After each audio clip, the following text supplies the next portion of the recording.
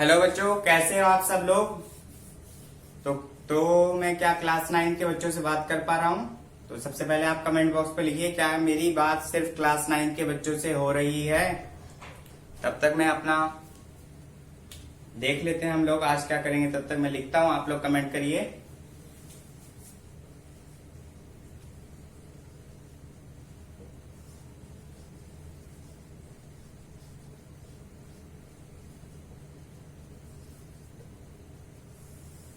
चलिए भाई, देखते हैं कमेंट आ चुके हैं बच्चों के। कह रहे हैं सर कैसे हैं आप लोग। सब बढ़िया, मैं बढ़िया हूँ। आप लोग कैसे बच्चों, सब ठीक है। देखिए अब हमने क्या करना है आज, मैटर इन आवर सराउंडिंग्स हमने कर चुके थे। तो आज हम इसके क्वेश्चंस डिस्कस करेंगे। सबसे पहले करेंगे इंटेक्स क्वेश्चंस। इंटेक्स क्वेश्चंस जो आपके चैप्टर के बीच बीच में दे रखे हैं, ठीक है ना। पहले उसकी बात करते हैं। आप अपने फटाफट से अपनी सारी बुक्स खोल लीजिए। तो मैं अपनी बुक से क्वेश्चन पढ़ता हूं, आप अपनी बुक से सॉल्यूशन हम यहाँ लिखेंगे। सॉल्यूशन की बात नहीं है। आप पेज नंबर 3 खोलिए। सबसे पहले पेज नंबर 3 पर देखिए, सबसे पहला क्वेश्चन होगा which of the following is the matter, या which of the following are matter. सबसे पहला क्वेश्चन होगा। सबसे पहले लिखा है उसमें chair, air, love, smell, hate, almond, thought, cold, lemon water, piece of, smell of perfume, ठीक है ना। तो सबसे पहली बात मैंने बोला था व्हाट इज द मैटर, बार बार समझाया था। Anything which occupies space and have mass is known as the matter. तो क्या चेयर मास कवर करती है? हाँ बिल्कुल करती है। तो भाई वो मास, तो क्या हो गई, चेयर हमारी मैटर हो गई। क्या लव, या फिर लव के पास मास है, क्या वो स्पेस ऑक्युपाई करता है? Not at all. तो क्या होगा, वो मैटर नहीं होगा, क्योंकि love is the feeling not the matter. ठीक। दूसरी बात, क्या एयर ऐसा करता है? बिल्कुल, क्योंकि एयर तो हमारे चारों तरफ है, तो उसके पास कुछ ना कुछ स्पेस जरूर है, मास भी है। तो हम उसे देख नहीं पा रहे, या फिर हम मेजर नहीं कर पा रहे उसे, लेकिन एयर के पास स्पेस और मास दोनों ही है। ठीक। इसके बाद क्या लिखा है, स्मेल, हेट, ये सब क्या हमारे फीलिंग्स है, ठीक है ना। आलमंड्स, आलमंड्स क्या होते हैं हमारे, बादाम, वेरी गुड। तो ये हो गए हमारे आलमंड्स। आलमंड्स के पास भाई स्पेस भी है और मास भी है, ठीक है ना। Lemon water, very good, lemon water. ठीक। अब हम देखते हैं दूसरा क्वेश्चन क्या है। दूसरा क्वेश्चन देखिए आप अपनी बुकों में, give reason for the following observation. The smell of hot sizzling food, या the smell of hot sizzling food reaches you several metres away. देखा होगा ना अपने घरों में कि मम्मी रसोई में खाना बनाती है, आपको कमरे तक स्मेल आ जाती है। But to get the smell of cold food you have to go to them, या फिर हम ये कह सकते हैं ठंडे खाने की स्मेल लेने के लिए हमें उनके पास जाना पड़ता है। तो ऐसा क्यों होता है? मैंने आपको एक कंसेप्ट कराया था कैरेक्टरिस्टिक्स ऑफ द मैटर में। सबसे पहली बात मैंने बोला था पार्टिकल्स आर कंटिन्यूसली मूविंग, ठीक है ना। तो particles in the air if fuelled with higher temperature, जब आप खाना बनाते हैं तो आपके पास हॉट होता है, तो गर्म होते हैं, एक्वायर हाई काइनेटिक एनर्जी। हमें पता है जब टेम्परेचर आया तो मॉलिक्यूल्स अलग अलग हो गए, काइनेटिक एनर्जी बढ़ गई। तो इसकी वजह से वो एक प्लेस से दूसरी प्लेस तक मूव कर सकते हैं। And hence the smell of the hot water या फिर hot sizzling food reaches to our smell, reaches to our nose from the several meter away, ठीक है ना। तो हम ये कह सकते हैं particles in the air are feeded with, are fuelled with higher temperature, and hence the kinetic energy of the particles lead to its motion. तो हम ये कह सकते हैं पार्टिकल्स आर, किसकी वजह से होता है? पार्टिकल्स को हमने क्या कर दिया, फ्यूल्ड कर दिया। Particles are fuelled with high temperature temperature उसका हाई हो गया, ठीक है ना, and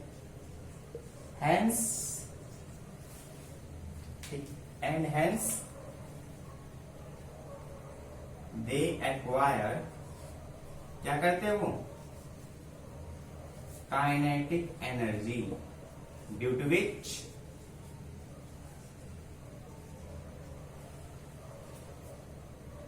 they move from one place to another, और इसी वजह से वो हमारे पास आ सकते हैं, one place to other, and we are able to get the smell from several meter away, ठीक है ना। तो सबसे पहली बात क्या हुआ, particles are fuelled with high temperature. भाई जब खाना गर्म है उसके पार्टिकल्स गर्म होंगे, हाई टेम्परेचर, उसकी वजह से उसमें काइनेटिक एनर्जी आ गई। काइनेटिक एनर्जी का मतलब क्या हुआ, पार्टिकल्स वो जिसकी वजह से मूव करते हैं, तो काइनेटिक एनर्जी आई तो एक जगह से दूसरी जगह पर भागेंगे और हमें दूर तक खाने की स्मेल आ जाएगी, ठीक है। तीसरा क्वेश्चन अपनी बुकों में आप ध्यान से देखिए क्या लिखा है, a driver is a diver मतलब जो स्विमिंग पूल में स्विमिंग करते हैं, ठीक है, इज एबल टू कट दो water in a swimming pool, which property of the matter does this observation show. तो इसमें बोला गया है कि वो पानी को इजीली कट करते हैं जब स्विमिंग पूल में करते हैं ना, आगे को बढ़ते हैं, ठीक। ये क्या कह रहा है, वीक फोर्सेस ऑफ अट्रैक्शन, मैंने बोलता matters, particles of the matter attract each other, तो क्या कहेंगे, हम कहेंगे due to the weak force of attraction. तो इसका तीसरे का आंसर क्या होगा, due to weak forces of attraction. Attraction उसमें क्या होता है, पानी में कम होता है, इसीलिए वो इजीली उसको थ्रो आउट करके आगे निकलते जाते हैं, ठीक। अब फोर्थ क्वेश्चन क्या था आपकी बुकों में, देखिए, what are the characteristics of the particles of the matter. ये तो मैं करा ही चुका हूं, तीनों मैंने कराए थे, तो इसको मैं दोबारा नहीं लिखूंगा, आप लोग ध्यान से पहले भी नोट्स में कर चुके होंगे, इसे ध्यान से समझिए। पहला क्या बोला था मैंने, particles have the intermolecular spaces between them, particles are continuously moving, and the last one is they attract each other, or the particles attract each other, जो हमने अभी बोला, due to weak। अब किसी में ज्यादा होता है किसी में कम होता है, वो तो डिपेंड करता है, ठीक है ना। तो पेज नंबर 3 के सारे क्वेश्चंस हो गए हैं, आपको स्क्रीनशॉट लेना, फटाफट से लीजिए, फिर हम बढ़ते हैं आगे क्वेश्चंस के ऊपर।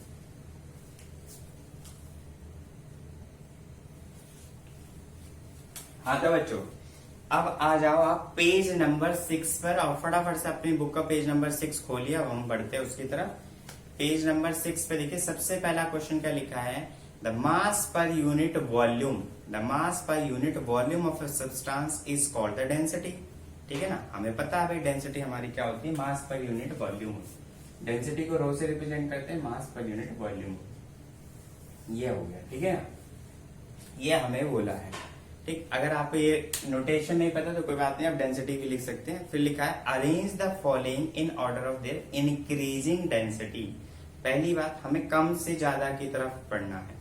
सबसे पहले क्या लिखा है, एयर, फिर क्या लिखा है, exhaust from the chimney, Honey, water, chalk, cotton and the iron, ये लिखा है। तो सबसे पहली बात तो पेज नंबर कितना कर रहे हैं हम, पेज नंबर 6, ठीक। पहला क्वेश्चन इंक्रीजिंग ऑर्डर में बोला भाई, एयर तो पहली बार सबसे कम होगी ही होगी। फिर उसके बाद एयर के आसपास क्या है, कॉटन नहीं, exhaust from the chimney, very good, exhaust, मैं सिर्फ एग्जॉस्ट लिख दे रहा हूं, वो बात वही होगी, एग्जॉस्ट फ्रॉम द चिमनी। फिर क्या होगा, कॉटन, कॉटन ना तो प्योर सॉलिड होता है ना तो प्योर लिक्विड होता है, वो थोड़ा स्पंज की फॉर्म में होता है। फिर उसके बाद क्या आएगा, वाटर, वेरी गुड, वाटर। अब वाटर लिक्विड में आ गई, लिक्विड में कोई और चीज है उसमें, हनी, वेरी गुड, ठीक है ना, हनी, ये वो वाला हनी नहीं है, ठीक है ना, खाने वाला हनी है, शहद, ठीक है ना। तो उसके बाद क्या हो गया, चौक। फिर लास्ट वन इज आयरन। मैं आयरन को यहां लिख दे रहा हूं, आयरन। आयरन क्या हमारा हाईली क्या है, कंडेंस्ड फॉर्म में है, सॉलिड है, हाईली सॉलिड है, ठीक है ना। पहला क्वेश्चन क्लियर हो गया। अब देखते हैं दूसरा क्वेश्चन। दूसरा क्वेश्चन क्या लिखा है, answer the following. Answer the following मतलब क्या लिखा है, tabulate the difference in the characteristics of the matter. Tabulate the difference in the characteristics of the matter. तो ये हम सबसे पहले ही कर चुके हैं, मैंने सबसे पहले उसी दिन कराया था। सबसे पहले क्या कराया था, सॉलिड, लिक्विड और गैस तीनों में डिफरेंस कराए थे। तो इसको हमें दोबारा करने की जरूरत नहीं है, नोट्स में कंप्लीट करें, आप लोग करिएगा, मैं दोबारा नहीं कराऊंगा, ठीक है।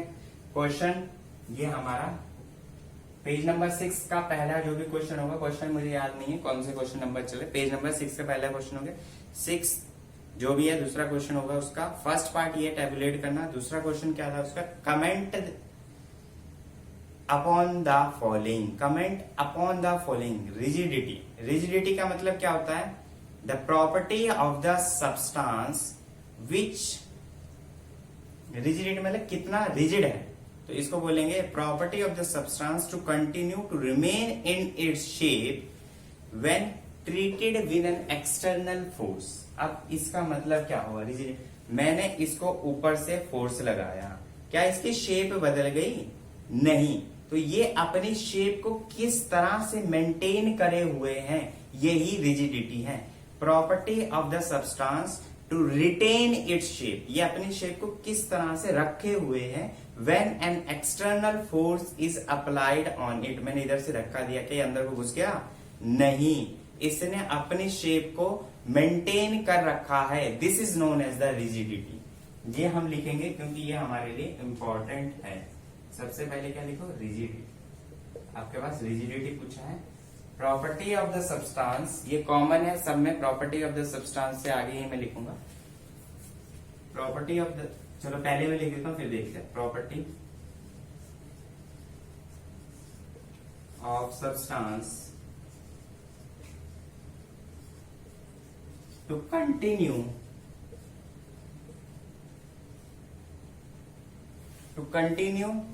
to remain in its shape, to continue to remain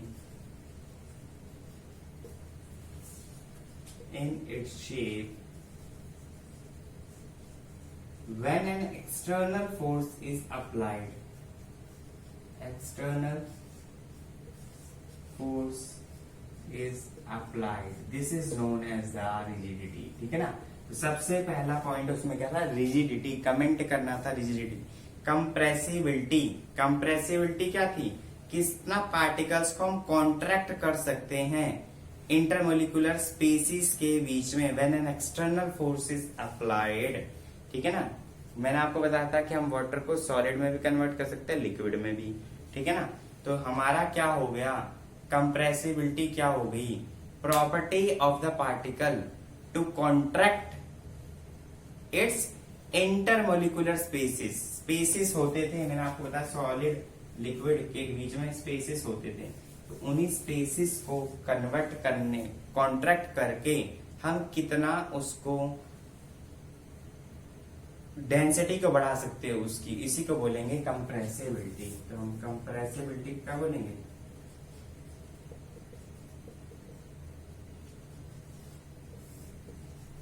property of the substance, वो कॉमन रहेगा, मैंने पहले भी बोलता, टू कॉन्ट्रैक्ट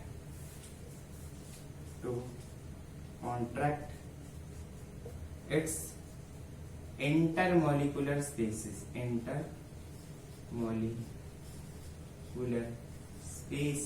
इंटरमोलिकुलर स्पेसिस को कितना कॉन्ट्रैक्ट कर सकते हैं, ठीक है ना। When an external force is applied, व्हेन an external force is applied, external force कितना अप्लाइड करके हम उसके इंटरमोलिकुलर स्पेसिस को कॉन्ट्रैक्ट कर सकते हैं, इसी को हम बोलते हैं कंप्रेसिबिलिटी। इसके बाद तीसरा क्या है, फ्लूइडिटी। फ्लूइडिटी मतलब होता है एबिलिटी टू फ्लो और मूव, ठीक है ना। एबिलिटी टू फ्लो, और क्या लिखा है इसके बाद फ्लूइडिटी, ठीक है ना। इसको क्या बोले हम, एबिलिटी टू फ्लो, सीधी सी बात, बहने की capacity, ability to flow free, this is known as the fluidity, ठीक। अब filling the gas container, filling the gas container लिखा है, the particles in the container takes its shape as they randomly vibrate in all directions, this is known as, इसको comment करना है, इसके बारे में बताना। फिलिंग द गैस कंटेनर मतलब क्या है, पार्टिकल्स किसी कंटेनर के अंदर उसकी शेप ले लेंगे, क्योंकि वो पार्टिकुलरली क्या करते रहते हैं, वाइब्रेट करते रहते हैं। शेप आपको पता है, तो जो जो इंपॉर्टेंट चीजें मेरे को लग रही है, जैसे मेरे को रिजिडिटी, कंप्रेसिबिलिटी, फ्लूइडिटी लिखनी चाहिए थी, जो आप चीज खुद लिख सकते हैं। फिलिंग द गैस कंटेनर क्या है, मैं दोबारा बोल रहा हूं, the particles in a container, the particles in the container takes its shape as they randomly vibrate, ठीक है, in all direction, as they randomly vibrate in all direction. Shape की बात करते हैं, शेप क्या होता है, it is definite structure of an object with an external boundary, definite structure of an object with an external body। Shape तो वही है ना, डेफिनेट स्ट्रक्चर है ये, डेफिनेट क्या है, स्ट्रक्चर जो बना हुआ है किसी ऑब्जेक्ट का, वही एक शेप है। काइनेटिक एनर्जी की बात आ गई, ठीक, काइनेटिक एनर्जी फिर बोला है, काइनेटिक एनर्जी क्या है, it is defined as the energy which allows motion, ठीक है ना, energy which allows motion is known as the kinetic energy. सबसे ज्यादा काइनेटिक एनर्जी किसमें होती है, गैसेस में, उससे कम किसमें, लिक्विड में, सबसे कम किसमें होती है, सॉलिड्स, ठीक है ना। तो इंक्रीजिंग ऑर्डर ऐसे होगा उसका, ये नोट कर सकते हैं, आपको नोट करना है सॉलिड, फिर उसके आगे लिक्विड, फिर उसके आगे गैस, ठीक। तो ये आपके पेज नंबर 6 पे जो भी दे रखा है, इसके बाद क्या दिया, लास्ट डेंसिटी। डेंसिटी तो आपको उस क्वेश्चन में लिखा है, it is defined as the mass per unit volume is known as the density, mass per unit volume, ठीक है ना। अब देखते हैं आगे कौन सा क्वेश्चन है इसमें दे रखा है गिव रीजन्स, आपको रीजन्स देखना, आप अपनी बुकों में देखिए, ठीक है। सबसे पहले दिया, a gas fills completely the vessel in which it is kept, इसका रीजन देना है, because kinetic energy possessed by the gas is very high and the particles move randomly, ठीक, सबसे इजी क्वेश्चन कि गैस के पार्टिकल्स एक vessel को किस तरह से फिल करे जब उसको उसमें रखा हुआ है। तो भाई हमने देखा कि काइनेटिक एनर्जी गैसेस में ज्यादा थी, एक पार्टिकल यहाँ था, एक पार्टिकल यहाँ था, दोनों में काइनेटिक एनर्जी इतनी ज्यादा, वो तुरंत भाग जाएंगे एक दूसरे के दूर, तो फटाफट से फिल कर लेंगे। Gas exerts pressure on the walls of the container, ये बोला गया है, रीजन बताना है, ठीक है ना। गैस मॉलिक्यूल्स के पास क्या है, काइनेटिक एनर्जी है, जिसकी वजह से वो रेंडमली मोशन में रहेंगे, और मोशन करते करते क्या करेंगे, वॉल्स की कंटेनर को हिट करेंगे, सॉरी कंटेनर की वॉल्स को हिट करेंगे, और हिट करेंगे तो प्रेशर जनरेट होगा, ठीक है ना। मान लो ये कंटेनर है, इसके अंदर मॉलिक्यूल्स है, अब वो रेंडमली मूव करेंगे तो कंटेनर को टकराए, जब टकराएंगे तो प्रेशर क्रिएट होगा, ठीक है ना। तो ये चीज समझ में आ गई। अब लिखा है a wooden table should be called a solid, yes it should be called a solid because it has a definite shape and size. दूसरा, इंटरमोलिकुलर स्पेसिस या फिर intermolecular attraction are there and it is rigid and it cannot be compressed, hence it can be solid। Solids को हम क्या कर सकते हैं, rigid रहते हैं और उसको कंप्रेस नहीं कर सकते, ठीक है ना। आप देखते हैं इसका लास्ट पार्ट क्या है, we can easily move our hand in the hair but do the same through the solid block of wood, we need a karate expert. Why, ठीक है ना। हमने लिखा कि हम एयर में अपने हैंड को इजीली क्या कर सकते हैं, मूव कर सकते हैं, लेकिन same through a solid block of wood we need a karate expert. यही सेम चीज हमें करने के लिए सॉलिड एक्सपर्ट, कराटे एक्सपर्ट्स की जरूरत पड़ती है। ऐसा क्यों? जो एयर में क्या है, गैसियस है, तो molecules in the gases are loosely packed, वो लूजली क्या हो जाते हैं, पैक्ड होते हैं। लेकिन सॉलिड्स जो होती है हमारी वो डेंसली पैक्ड होती है, तो हम इजिली फोर्स ऑफ अट्रैक्शन जो रहा है एयर में, इसमें हिला रहा है, तो इसको ब्रेक कर सकते हैं, लेकिन सॉलिड्स में नहीं कर सकते। इसके लिए हमें ग्रेटर फोर्स ऑफ अट्रैक्शन होती है उनके अंदर। तो हमें कराटे एक्सपर्ट होना चाहिए जिसपे हम एक पर्टिकुलर फोर्स लगाते हैं यूं करके और उसको ब्रेक कर देते हैं। ठीक है ना? तो ये चीज आपको क्लियर समझ में आई, क्लियर समझ में आ गई? ठीक है ना? आप देखिए नेक्स्ट क्वेश्चन क्या लिखा है, आप अपनी बुकों में देखिए, उसमें लिखा है liquids generally have a lower density than solid. ठीक है? लेकिन आपने एक चीज देखी होगी, liquids generally have the lower density than solid, लेकिन आइस जो है, बर्फ, वो पानी में तैरती है। ऐसे क्यों? बिकॉज बहुत इंपॉर्टेंट क्वेश्चन है, मैं बोल रहा हूं, आप लोग लिख सकते हैं। Density of ice is less than the density of water. The low density of ice can be explained because small pores it has which allow the trap of air inside it. इसका मतलब क्या होगा कि जैसे ये water है, water, इसके दो मॉलिक्यूल्स, इसके बीच में एयर ट्रैप हो जाती है।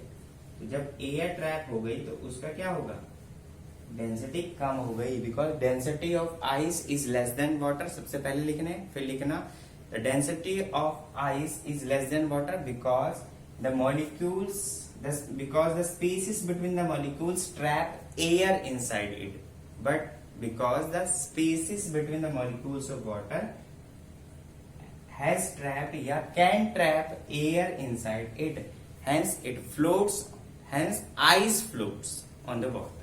ठीक, क्लियर चीज समझ में आ गई? आप फटाफट से स्क्रीनशॉट लेना चाहिए तो ले लीजिए, फिर हम बढ़ेंगे आगे।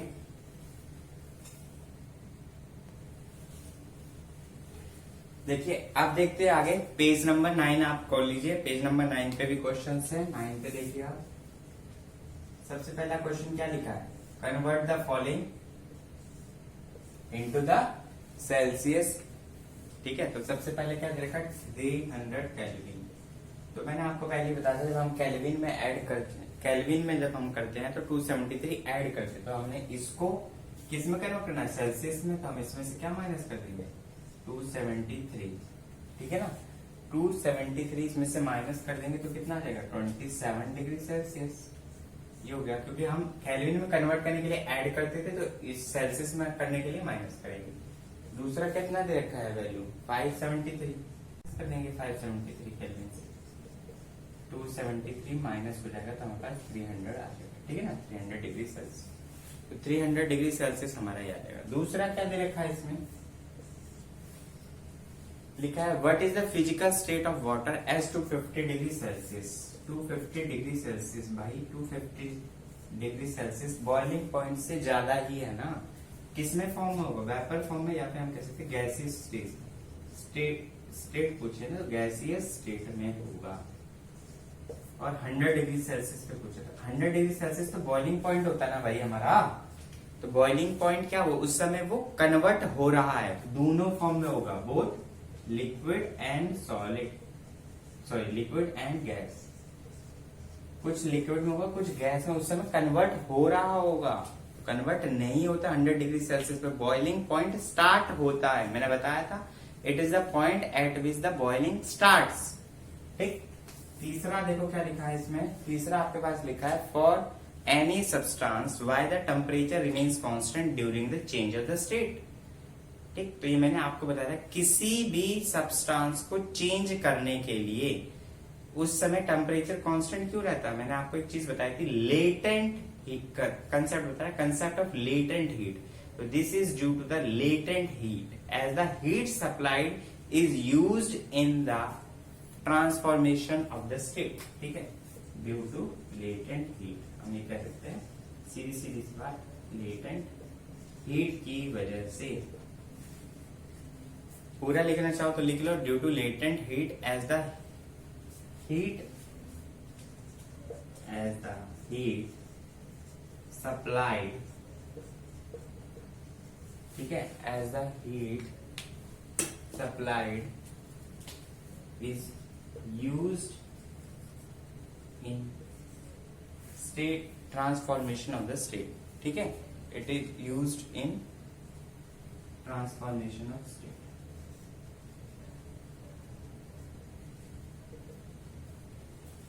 ट्रांसफॉर्मेशन ऑफ फेस या स्टेट, ठीक है, जो भी लिखना चाहते हैं उसकी स्टेट बदलने के लिए यूज करते हैं या फिर उसकी फेस बदलने के लिए। आगे लिखा है suggest a method to liquefy atmospheric gases. देखो कभी भी गैसेस एटमॉस्फेयर गैसेस को लिक्विफाई करना है तो उससे क्या कर दो, उसका प्रेशर इंक्रीज कर दो। जब हम उसे दबाते जाएंगे तो एक पॉइंट आएगा जहां पर वो इतना कंप्रेस हो जाएगी कि वो लिक्विड में कन्वर्ट हो जाएगी, या फिर टेम्परेचर को डिक्रीज कर दो, जिसकी वजह से क्या होंगे, टेम्परेचर को डिक्रीज कर दो, random motion of the species में कम हो जाएंगे उसकी वजह से, ठीक है, बाय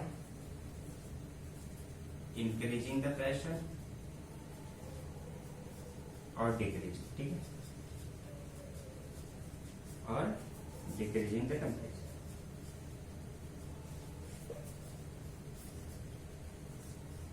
ठीक है, पेज नंबर 9 पे इतने ही क्वेश्चंस हैं, आप फटाफट से स्क्रीनशॉट लीजिए, फिर बढ़ते आगे।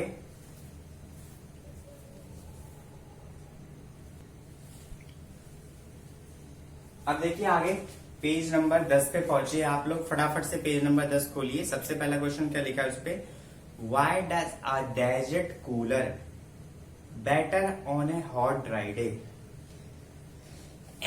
Sorry, better cooler on a hot dry day. Page number 10 पे बोलो, खोलिए आप फटाफट से।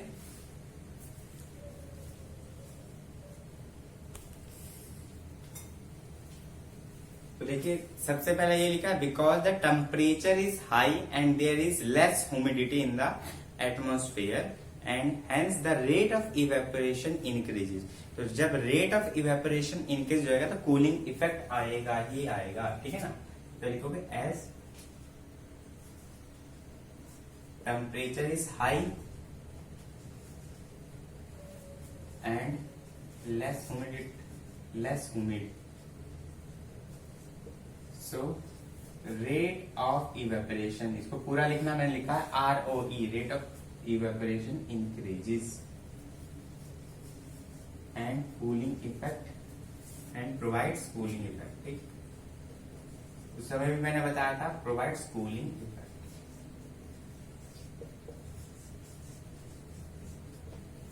ठीक है।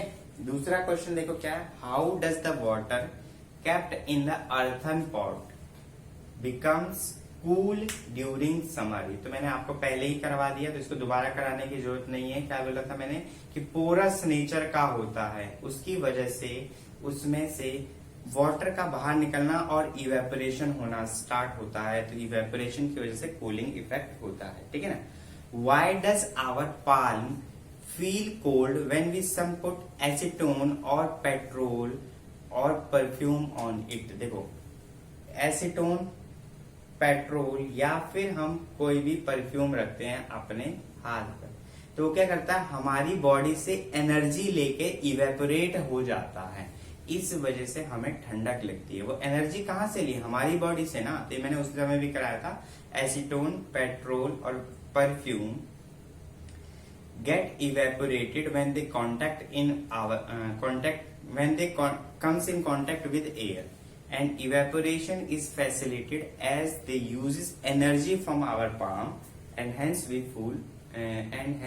feel cold, या फिर we feel cold in nature, ठीक है ना। हमें ठंडक महसूस इस वजह से होती है, because the evaporation of the petrol, acetone और क्या, पेट्रोल, एसीटोन और साथ में हमारे पास क्या दे रखा है, perfume, they utilize the energy which from our body, ठीक। इसके बाद क्या लिखा है, why we are able to sip hot tea और milk faster from a saucer rather than a cup, ठीक है। देखो एक कप में हम गर्म चाय को जल्दी नहीं पी सकते, लेकिन as compared to the saucer, saucer मतलब एरिया प्लेट टाइप की होती है, तो सॉसर में क्या होता है, सरफेस एरिया बढ़ गया तो उसकी वजह से इवेपोरेशन जल्दी हो गया और वो ठंडी हो गई। ठीक है ना। तो मैंने उस दिन भी बताया था कि एक गड्ढे में पानी हो और एक फैला हुआ पानी हो, जल्दी से इवेपोरेट हो जाएगा, कौन सा, जो पूरी तरह फैला हुआ। तो सरफेस एरिया की वजह से रेट ऑफ इवेपोरेशन इंक्रीज होता है। ठीक है ना। तो क्या लिखोगे, saucer has a larger surface area as compared to the cup, hence it gets easily evaporated. What types of the cloth we should wear in summer? ये मैंने उस दिन भी करवाया था कि हमें कॉटन के क्लोथ्स लेने चाहिए because they absorb sweat and facilitate the evaporation, thus causes the cooling effect. ठीक है ना। तो इसमें एक ही क्वेश्चन था ऐसा जिसपे मैं लिखूं, बाकी मैं पहले ही करा चुका हूं। तो अब बढ़ेंगे एक्सरसाइज के क्वेश्चन के ऊपर, तो मैं पहले से मिटा दूं। तो कभी यहीं से लिख लेते, पेज नंबर 12 पे देखिए, सबसे पहले आपके एक्सरसाइज के क्वेश्चंस है। ये आपकी मेन एक्सरसाइज है, तो इसको ध्यान से देखिए। सबसे पहले क्या लिखा है, convert the following temperature to the celsius scale. सबसे पहले लिखा है 293 केल्विन। ठीक है, पहला क्वेश्चन है, और 293 केल्विन, 293 केल्विन को हमें कन्वर्ट करना है किसमें, सेल्सियस में। तो हम क्या करेंगे, इसमें से 273 माइनस कर देंगे। तो 273 अगर हम माइनस करेंगे तो हमारे पास 20 डिग्री सेल्सियस आ जाएगा ना। 20 degree Celsius is the right answer. दूसरा क्या लिखा है, 470 केल्विन, 470 केल्विन। तो 470 केल्विन से हम क्या माइनस कर देंगे, 273, 273 माइनस करेंगे तो 10 में से 3 गए, कितने हो गए, 7। फिर क्या बचा यहाँ पर, 6 में से 7 गए, 9, और यहाँ पे क्या बचा, 3 में से 2 गया, 197 इज द राइट आंसर। ठीक है ना, 197 इज द राइट आंसर। दूसरा क्या लिखा है, convert the temperature into the kelvin scale. उल्टा हो गया, केल्विन स्केल में कन्वर्ट करना है। अभी हमें केल्विन से सेल्सियस में करना था, आप सेल्सियस से केल्विन में करना। तो आपको पता है सेल्सियस से केल्विन में जाएंगे तो 273 ऐड कर देंगे। सबसे पहले क्या लिखा है, 25 डिग्री सेल्सियस। 25 डिग्री को कन्वर्ट करने के लिए हम इसमें 273 जैसे ही ऐड करेंगे, वो किसके बराबर होगा, 298 केल्विन। ठीक है ना, 298 केल्विन पे हो जाएगा। दूसरा क्या लिखा है, 373 केल्विन, सॉरी 373 डिग्री सेल्सियस। तो 373 प्लस 273, तो इसमें क्या हो जाएगा, 3 3 14 6 एंड 6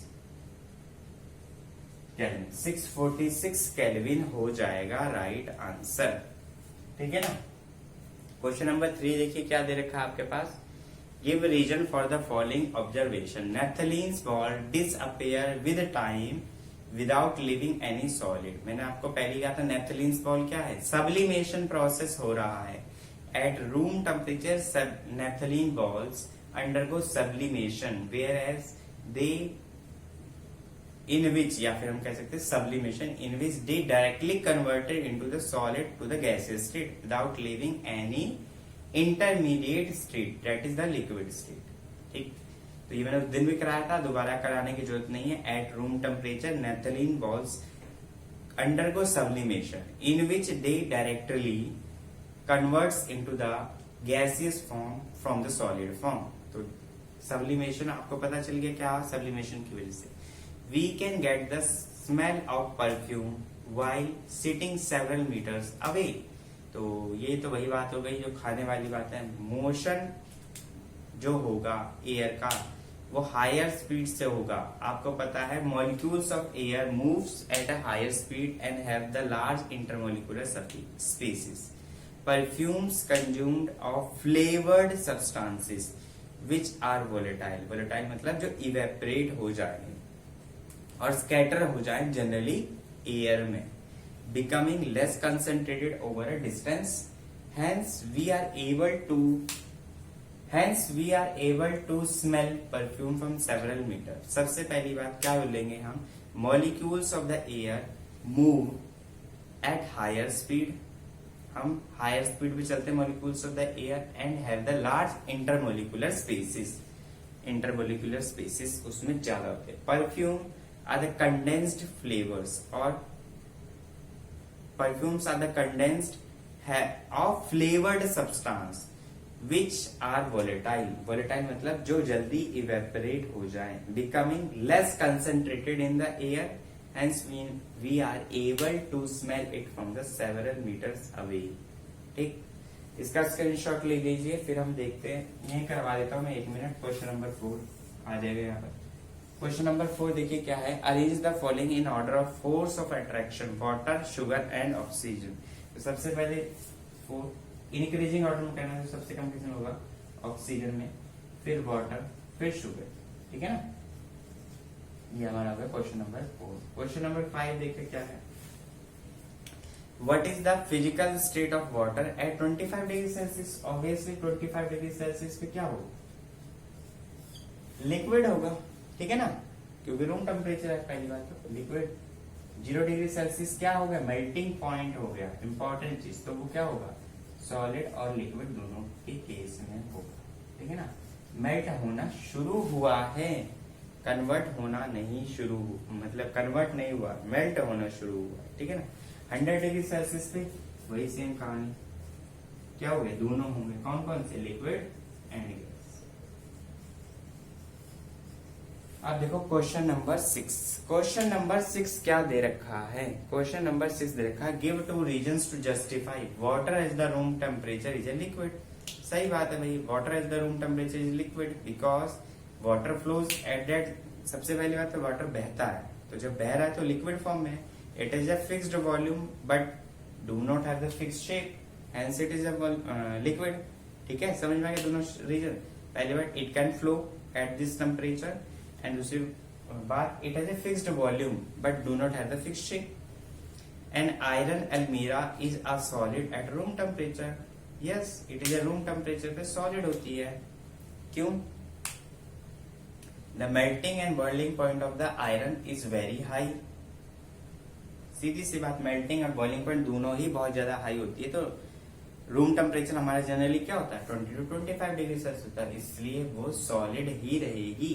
ठीक, why is ice at 273 kelvin more effectively in cooling than the water at the same temperature. पहली बात, इंपॉर्टेंट क्वेश्चन है ये, मैं इसको करवाता हूं, आप फटाफट से पहले स्क्रीनशॉट ले लीजिए, फिर हम बढ़ते आगे।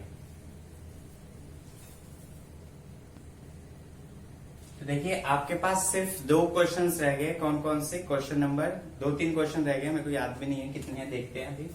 क्वेश्चन आपके पास क्या है, why ice at 273 kelvin is more effective in cooling rather than the water at the same temperature. तो मैंने आपको बताया था कि आइस है, अब वो 273 डिग्री सेल्सियस पे कन्वर्ट होगी वाटर में, तो उसको क्या चाहिए होगा, हीट चाहिए होगी। तो वो हीट कहां से लेगी, लेटेंट हीट उसको चाहिए होगी, तो वो लेगी। तो इस वजह से कहां, अपनी बॉडी से लेगी या कहीं से भी लेगी, तो वो इफेक्टिव हो जाएगी कूलिंग में। लेकिन वाटर को तो जरूरत नहीं है लेटेंट हीट ऑफ फ्यूजन की, क्योंकि वो ऑलरेडी लिक्विड स्टेट में है। ठीक है ना, तो हम इसको नोट कर लो, इंपॉर्टेंट क्वेश्चन है ये, बहुत ज्यादा 7 क्वेश्चन जो भी है इसका। Because ice at 273 kelvin requires, 1 minute रुकना, requires latent heat of fusion which results in cooling, but water at 273 Kelvin does not require, उसको जरूरत नहीं है क्योंकि वो ऑलरेडी लिक्विड फॉर्म में है। Hence water at 273 kelvin is more effective in cooling than the ice at 273 Kelvin is more effective in cooling than the water at 273 Kelvin। Question number 8 देखिए, question number 8 में हमें दिया है which produces more burns, boiling water or steam। Steam को, पहली बात तो इसका आंसर क्या होगा, स्टीम। स्टीम से हमें ज्यादा जलन होती है, क्यों, because it is an exothermic reaction पहली बात, और it releases high amount of heat which is consumed during vaporisation, ठीक है ना। Steam because it releases high amount of heat at heat which is consumed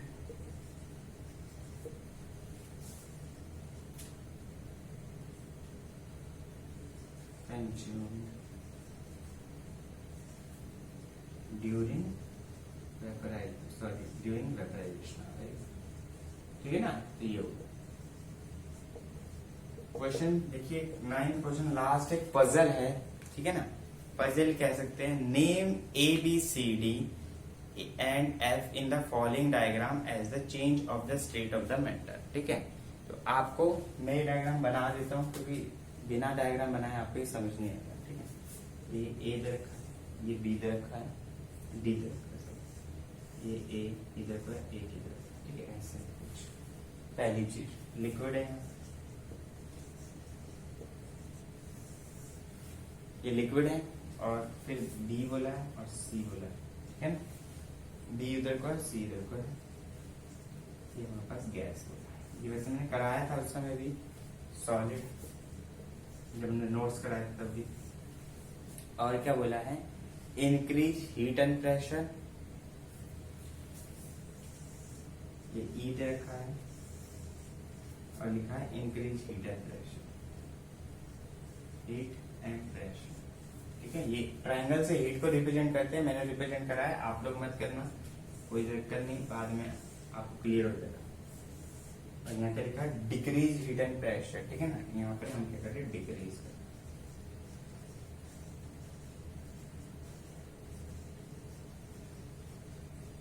ठीक है ना। आई होप आपको क्लियर हो रहा होगा, ठीक है। आपको क्लियर हो रहा है, आप फटाफट से पहले कमेंट बॉक्स में लिख के दिखाइए कि आपको क्लियर हो रहा है कि नहीं हो रहा है, ठीक है। फटाफट से लिखिए, तब तक मैं इसे कंप्लीट कर देता हूँ, मैं पूरा लिख देता हूँ इसको तब तक।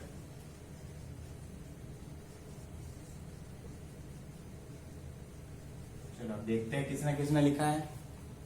चलिए ठीक है, आपको क्लियर हो रहा है। फन फैक्ट्स जी ने लिखा है क्लियर हो रहा है सर, कुणाल जी ने भी लिखा है क्लियर हो रहा है सर। चलिए वेरी गुड।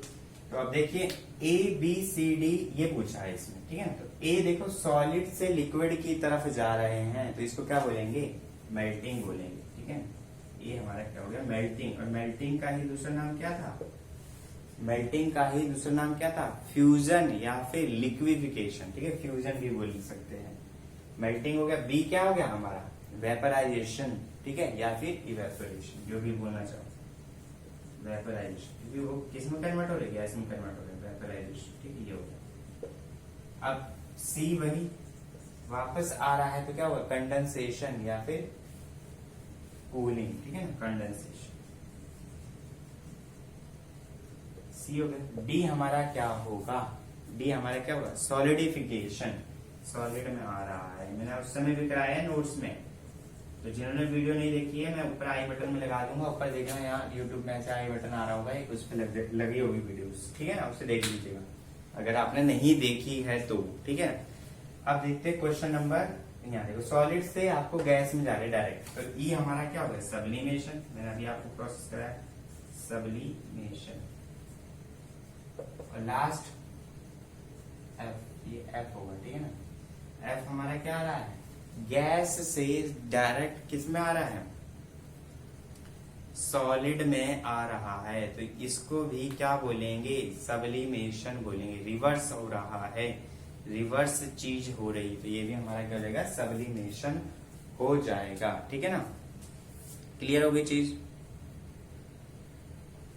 क्लियर हो गई चीज, ठीक है ना। आपको क्लियर हो गई होगी सारी की सारी, नहीं हुई तो आप बता सकते हैं।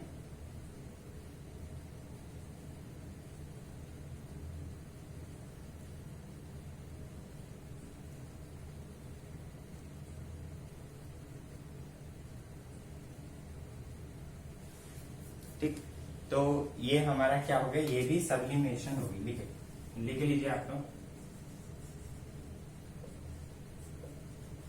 ठीक है।